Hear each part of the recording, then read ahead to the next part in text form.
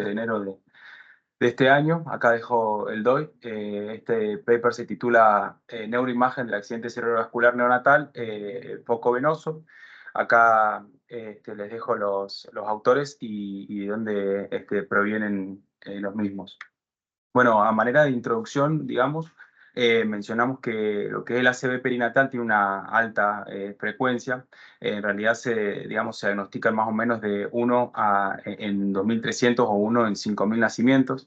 Estos se pueden dividir sean, digamos, ACV isquémicos arteriales, ACV isquémicos venosos o ACV hemorrágicos. Como definición textual, se plantea que es un grupo de afecciones heterogéneas en la que existe una alteración focal del flujo sanguíneo cerebral entre las semanas 20 de edad gestacional y las 28 postnatal, pero que tiene que estar confirmada por neuroimagen o neuropatología, digamos, estudios neuropatológicos.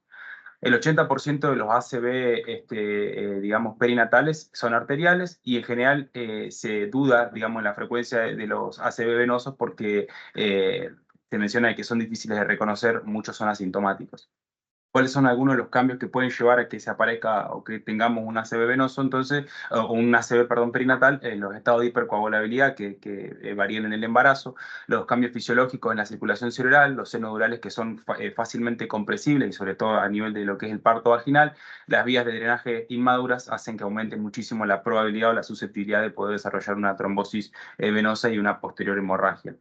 Yendo particularmente a esto digamos, del ACV venoso, mencionar recién que, digamos, que el ACV arterial representaba el 80% de los casos y en general, digamos, se manifiesta como convulsiones. El resto, el 20%, se corresponde al ACV venoso y dentro de este 20% se menciona que el 43% se da en el periodo neonatal, el 50% de las trombosis senovenosas cerebrales se asocian a un accidente cerebrovascular y el 75% de estos accidentes cerebrovasculares son o terminan siendo hemorrágicos. Los factores de riesgo son muchos. Dentro de estos tenemos la diabetes gestacional, la preeclampsia, la coriomionitis, bueno, sepsis, deshidratación, etcétera. Y siempre hay que recordar de que pueden ser en muchos casos asintomáticos, por lo que pueden llegar a ser muy difíciles digamos, de diagnosticar. Dentro de lo que son las imágenes, ¿cuáles vamos a utilizar?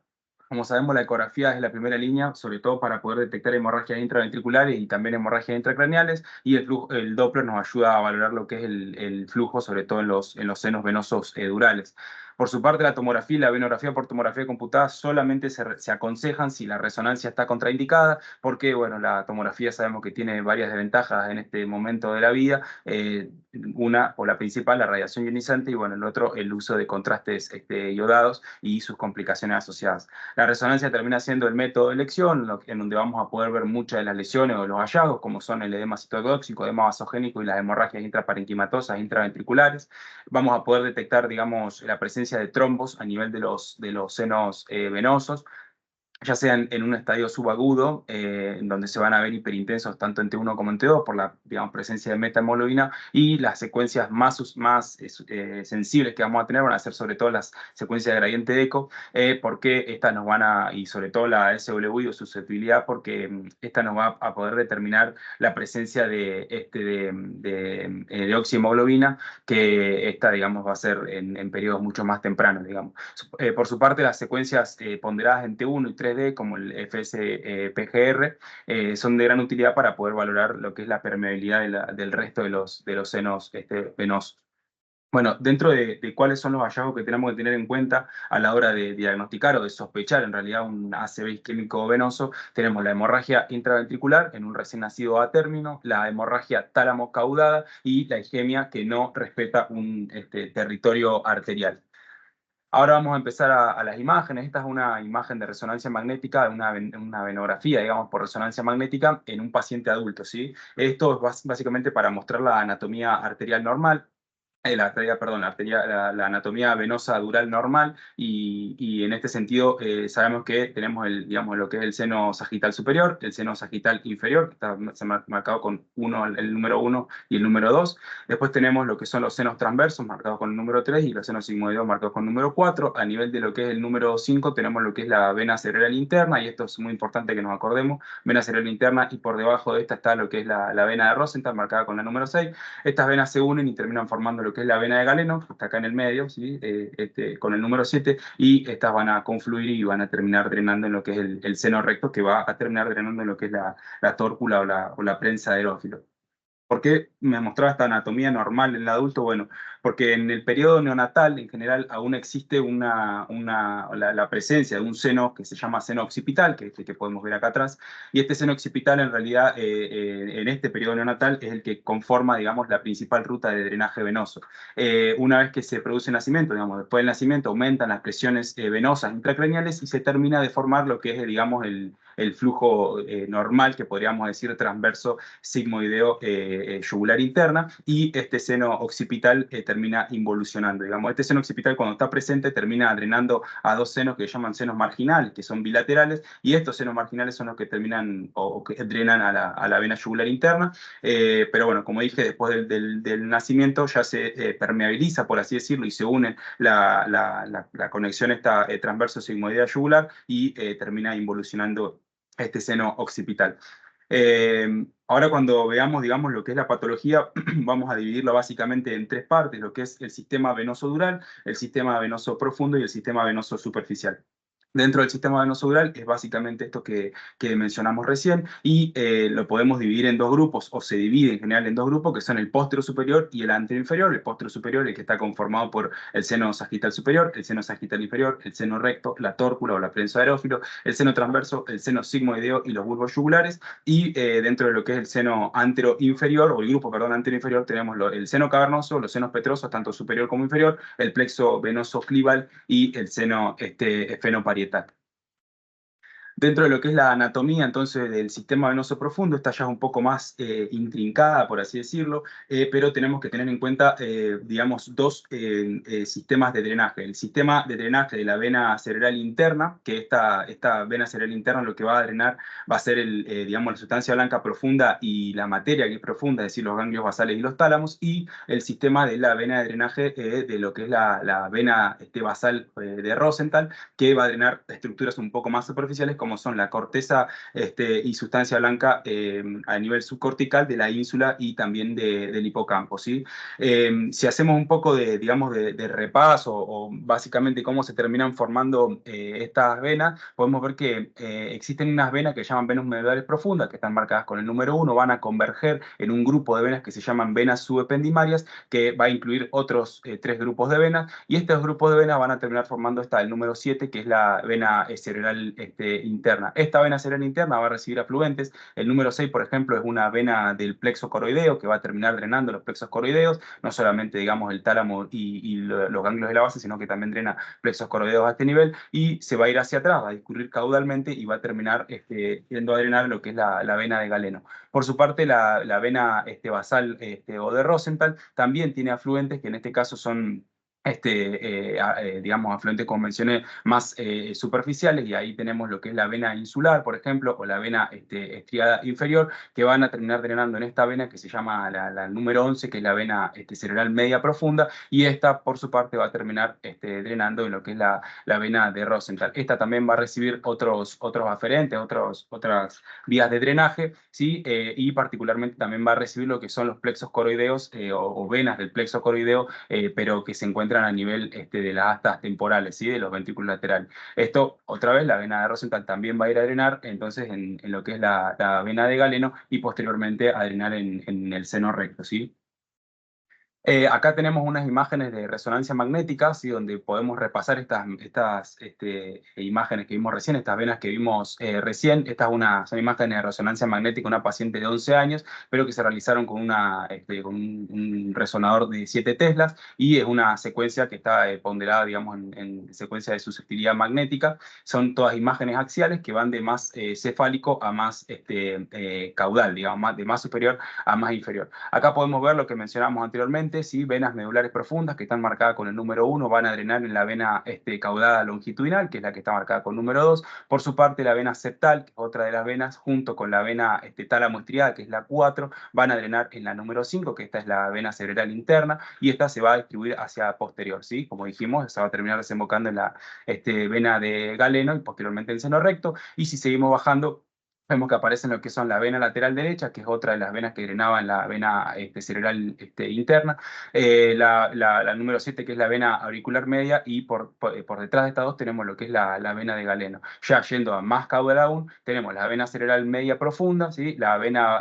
ventricular inferior y posteriormente la vena basal de Rosenthal, que es el número 11. ¿Sí? Estas son todas estructuras que uno puede reconocer en la resonancia y que tiene que tener en cuenta que pueden estar lesionadas cuando se habla de afección de lo que es el sistema venoso profundo. Por su parte, digamos, el sistema venoso superficial digamos, tiene un patrón de drenaje de venas más superficiales, digamos, como su nombre indica, pero hay que tener en cuenta que hay venas parenquimatosas superficiales que están o que constan de un grupo de 3 venas. Así que tenemos las venas subcorticales, que están marcadas con el número 1, las venas medulares superficiales, que están marcadas con el número 2, y las venas intracorticales, que están marcadas con el número 3. Todas estas venas drenan de manera centrífuga, es decir, desde el centro hacia afuera, hacia las venas piales, que son estas venas número 4. El gráfico también muestra lo que son el número 5, que son las venas medulares profundas, que son parte del sistema profundo, y las venas subependimarias, que son también parte del sistema profundo que veíamos anteriormente. Estas, digamos, las 5 y las 6, por así decirlo, son, digamos, las que drenan de manera centrípeta, es decir, van desde afuera hacia adentro. Ahora, hay unos grupos de venas que van a conectar estos dos sistemas, el superficial y el profundo, como son las venas anastomóticas, que están señaladas acá con el número 7 en estas imágenes punteadas, estas venas anastomóticas, y también las venas transparenquimatosas, que están señaladas con el número 8. La transparenquimatosa, a diferencia digamos, de las anastomóticas, van desde el sistema profundo al sistema superficial. Y esto es muy importante conocerlo porque se menciona que dentro de la fisiopatología de estos ACV venosos, en general, digamos, la causa establecida no está, pero existen muchos factores de riesgo, y uno de estos factores de riesgo es la prematurez. Y esta prematurez en realidad lo que trata de mencionar es que probablemente no esté, digamos, no estén desarrollados estos circuitos anastomóticos y sean causales de que puedan existir este tipo de patología.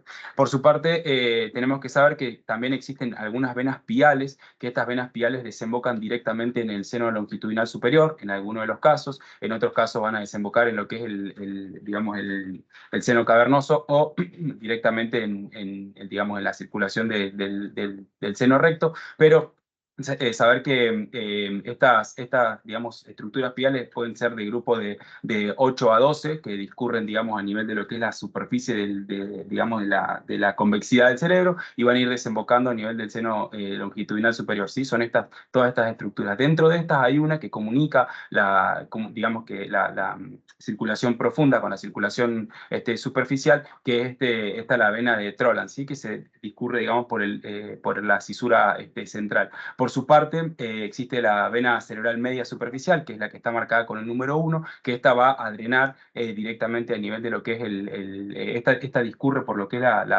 el Valle de Silvio, y drena, porque tiene drenaje hacia lo que es la que está marcada con el número 5, que es el seno cavernoso. Por otra parte, tenemos la vena de la B, que es la vena, la número 3, que está marcada con el número 3, que va a terminar drenando en el seno transverso. Y bueno, después van a ir a lo que es a la confluencia de los senos, ¿no? Pero el punto importante de esto y de estas uniones que existen entre estos circuitos venosos es que las deformidades que presenta el cráneo en un neonato, y el hecho de que estén estas suturas presentes, como el terion y el asterion, sobre todo cuando hay partos naturales, partos vaginales, digamos, la compresión que existe a nivel del cráneo puede hacer que exista compresión de estas venas, que digamos que son endebles, y esto sea otro factor de riesgo para desarrollar trombosis o lesión de los mismos con posterior hemorragia. Entonces, digamos, es bueno conocer estas áreas, digamos, y estas anastomosis, y tenerlos en cuenta en el desarrollo de la patología. Este cuadro es un cuadro que resume básicamente, digamos, cuáles son el seno que está involucrado, ¿sí? Y cuál es el patrón digamos, de lesión que vamos a ver en las imágenes, o dónde vamos a encontrar ya sea la hemorragia o las lesiones a nivel del parénquimo, la región cortical, o, digamos, del cerebro que sea, ¿sí?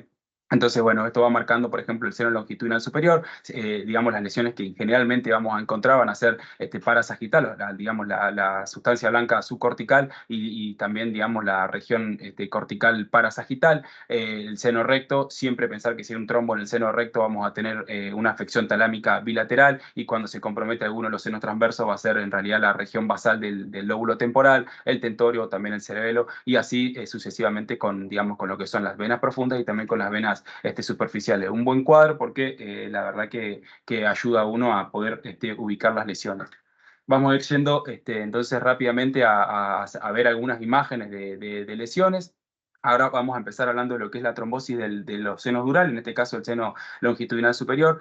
Cuando hablamos en general de trombosis de senos durales, decimos que en pacientes prematuros se estima de que un 85% sucede en el seno transverso, el 42% sucede en el seno longitudinal superior, y en los recién nacidos a término el 50% afecta a múltiples senos, y solamente el 23% afecta únicamente al seno longitudinal superior. Lo que va a producir, como mencioné anteriormente, son infartos hemorrágicos a lo largo o a nivel de los que son la corteza parasagital y sustancia blanca subcortical.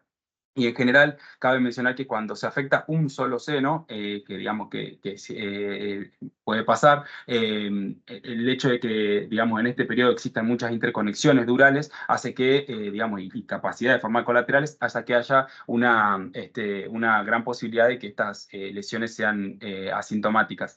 Pero lo más importante de tener en cuenta cuando existe una trombosis del seno dural es que la mayoría se producen por, digamos, compresión de las suturas durante los partos por vía vaginal. Acá podemos ver un ejemplo de esta, es una trombosis del seno longitudinal superior en un recién nacido, un niño de 20 días que había nacido con 33 semanas de gestación. Es una imagen de Doppler color que lo que muestra es un plano sagital obtenida con un transductor lineal, y muestra un trombo ecogénico, si podemos ver en el seno longitudinal superior, con ausencia de flujo Doppler.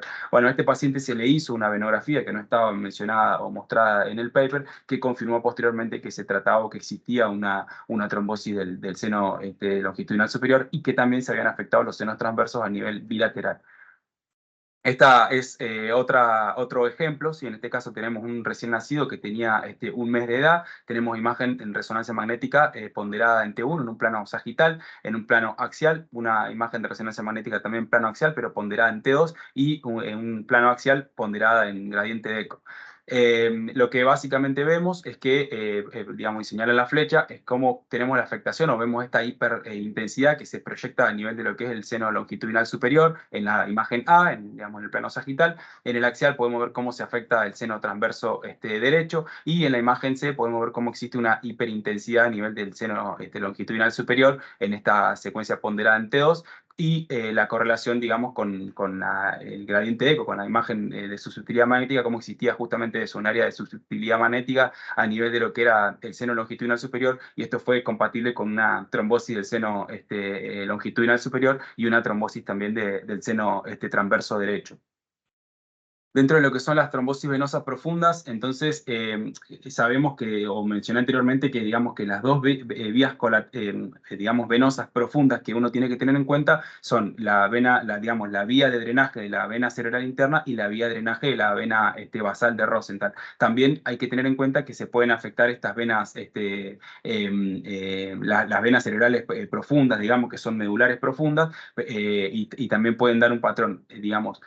Tanto la vena cerebral interna como la vena de Rosenthal y como las venas cerebrales profundas dan patrones de imágenes que nos pueden hacer a nosotros pensar en lesión en esta. Como dije, digamos, según el territorio no vascular, sino el territorio de drenaje de cada una de estas venas, uno puede guiarse, ¿no? Digamos, guiarse de la lesión. Tal es así que los patrones, por ejemplo, de la afectación de lo que es la trombosis de la vena cerebral interna se llama patrón tálamo caudado, ¿sí? Vamos a tener una afectación de los ganglios de la base, particularmente de la cabeza del caudado, del núcleo caudado, y a nivel de los tálamos, y vean cómo está todo el margen de color rojo es el que, digamos, identifica o marca cuál es digamos, el área de drenaje de la vena cerebral interna. Acá tenemos una imagen ponderada en una secuencia de gradiente de eco, y podemos ver cómo existe una franca afectación de lo que es la región talámica izquierda en este paciente, que también cursaba con hemorragia intraventricular, y esto fue compatible con una trombosis trombosis de la vena cerebral interna. Por su parte, la vena basal o de Rosenthal dijimos que también es una circulación profunda, pero es un poco más superficial, es decir, drena estructuras un poco más superficiales que las que la drena la vena cerebral interna. Y estas estructuras era la corteza y la sustancia blanca subcortical que se encontraba a nivel de la ínsula y a nivel del hipocampo. Entonces, las lesiones que vamos a tener cuando existe una trombosis a este nivel justamente es eso, una lesión un poco más marginal, un poco más superficial, pero que en general va a tender a afectar a parte de la corteza insular y también a lo que es el hipocampo. Y esto es un patrón que también se conoce como patrón estriado hipocámpico, ¿sí? Por la afección entonces de la vena basal o de Rosenthal. Acá tenemos otra imagen también, un paciente perdón, una resonancia magnética en un plano axial ponderada en gradiente de eco y podemos ver toda digamos, la trombosis con hematoma intraparenquimatoso, ¿sí? Del lado izquierdo y como existía también hemorragia intraventricular contralateral, ¿sí? Compatible entonces con una trombosis de la vena basal o de Rosenthal. Ahora más adelante vamos a ver lo de las venas medulares profundas. Acá otro ejemplo de un patrón tálamo caudado, ¿sí? En un paciente que presentó infartos hemorrágicos bitalámicos y también presentaba una hemorragia bilateral, perdón, intraventricular. Tenemos una imagen de tomografía computada en un plano axial que lo que nos muestra es que justamente tenemos estas áreas hiperdensas a nivel talámico bilateral y también a nivel intraventricular, ¿sí? Lo podemos ver en las astas occipitales sobre todo, y esto era compatible con justamente un infarto hemorrágico con volcamiento intraventricular, pero lo que nos señala la flecha es que existía una trombosis del seno recto. Esto es muy importante porque siempre que nosotros veamos un patrón de lesión bitalámico, como dije anteriormente, uno debe pensar en que puede estar afectado el seno recto. Acá podemos ver una resonancia magnética del mismo paciente en un plano sagital, en ponderante 1, que lo que vemos es justamente el trombo o esta hiperintensidad de señal que señala la punta de flecha a nivel del seno recto, que nos estaba, digamos, marcando el hecho de que existe el trombo a dicho nivel. Imágenes, en este caso en un plano axial, ponderada en gradiente de eco, que vemos otra vez la hemorragia talámica izquierda con el volcamiento intraventricular, y este paciente se le realizó después venografía con administración de contraste antes del tratamiento.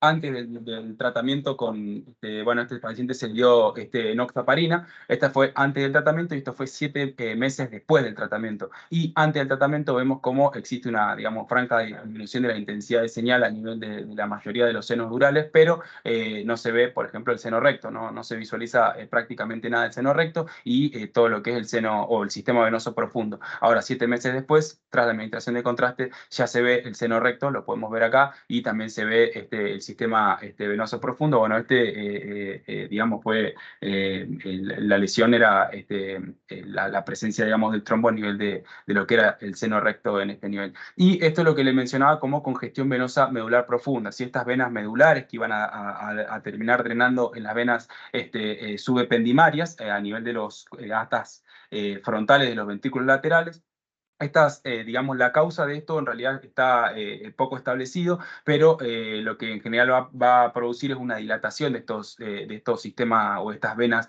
medulares profundas. Pueden asociarse a edema vasogénico, edema citotóxico y hemorragias intraparenquimatosas. Lo más importante es que puede darse tanto en bebés prematuros como en bebés a término, pero digamos, digamos el hallazgo común de todos estos es que existe existe un drenaje venoso deficiente de estas venas medulares profundas, ¿sí? Hacia las venas subependimales. Muchas son las causas de por qué puede haber esta hipoperfusión, pero bueno, existe todo lo que es las encefalopatías, las infecciones, la hipoglucemia, etc.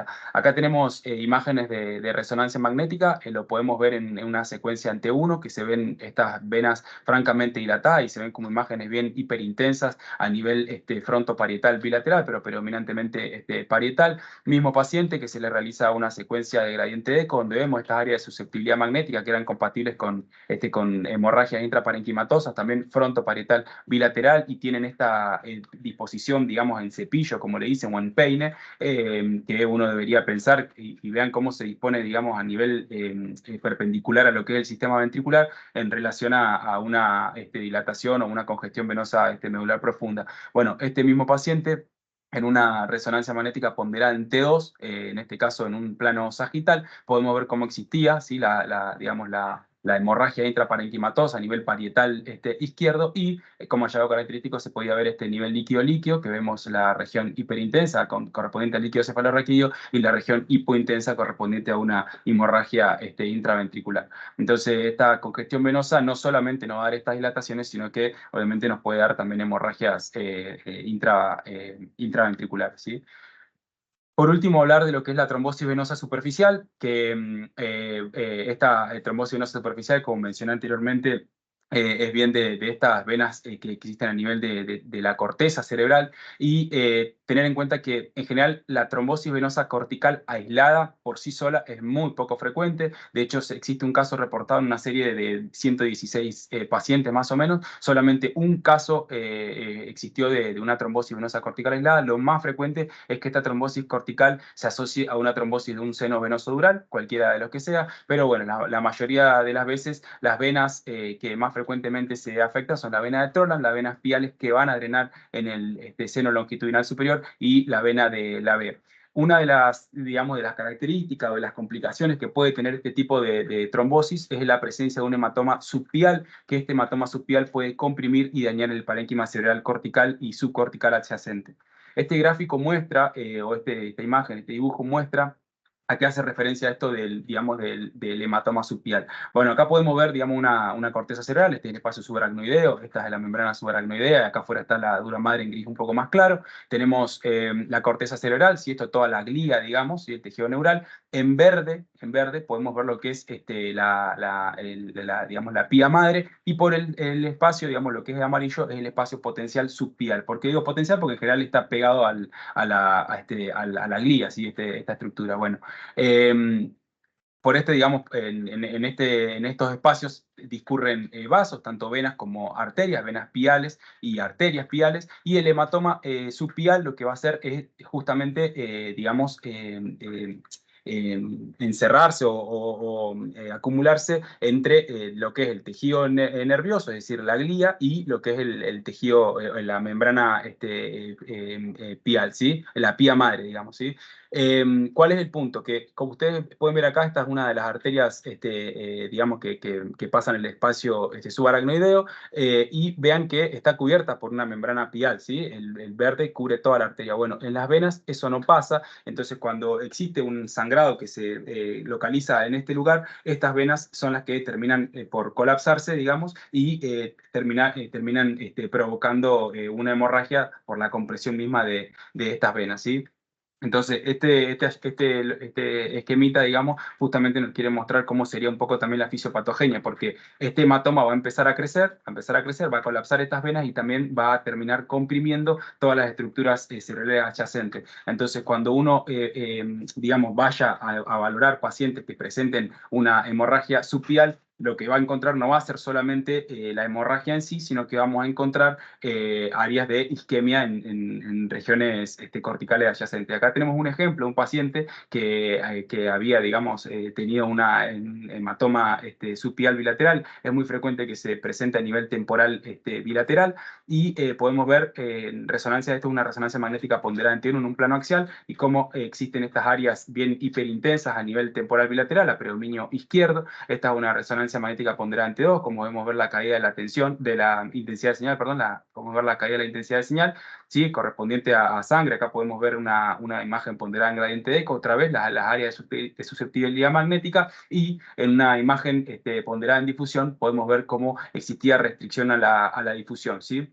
En este caso, el paciente era un paciente que había tenido un parto complicado, una distosia de hombros, los exámenes le habían dado positivos para infección por estreptococo del grupo B, y también había tenido una rotura prematura de membranas. Como dije anteriormente, digamos, no hay una causa establecida de por qué puede pasar, pero todas estas están definidas como posibles factores, sobre todo las infecciones, las insuficiencias cardiorrespiratorias y las coagulopatías también pueden dar este tipo de patología. Y acá tenemos tenemos otro caso de una hemorragia subpial, ¿sí? Otra vez lo que vamos a ver es justamente digamos, colección o en una imagen ponderante uno, lo que vamos a ver es estas áreas bien hiperintensas correspondientes a los hematomas, ¿sí? A las hemorragias subpiales sobre la convexidad, y cuando la vemos en T2 vemos la caída de la intensidad de señal, ¿sí? De la sangre, lo vemos que se ve un poco más hipointenso, y en secuencias de gradiente de eco vemos estas áreas de susceptibilidad magnética, ¿sí? La flecha lo que nos señalan es que también había dilatación de estas venas medulares profundas que habíamos visto hoy anteriormente, y la imagen ponderada por difusión nos muestra toda la restricción que existe a nivel de las cortezas adyacentes, y esto, bueno, todo por compresión, digamos, de estos hematomas que tienden a crecer, digamos.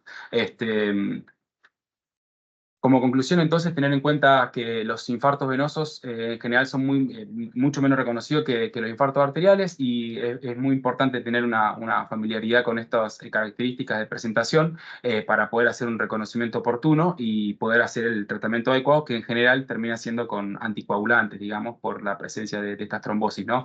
Tener en cuenta también que la hemorragia intraventricular, la hemorragia temporal o la hemorragia talámica siempre deben hacer sospechar de un infarto venoso en un recién nacido a término, y esto tenerlo también como hallazgos frecuentes que pueden existir. Muchas gracias. Acá dejo el título original y el DOI por si alguien quiere revisar el paper.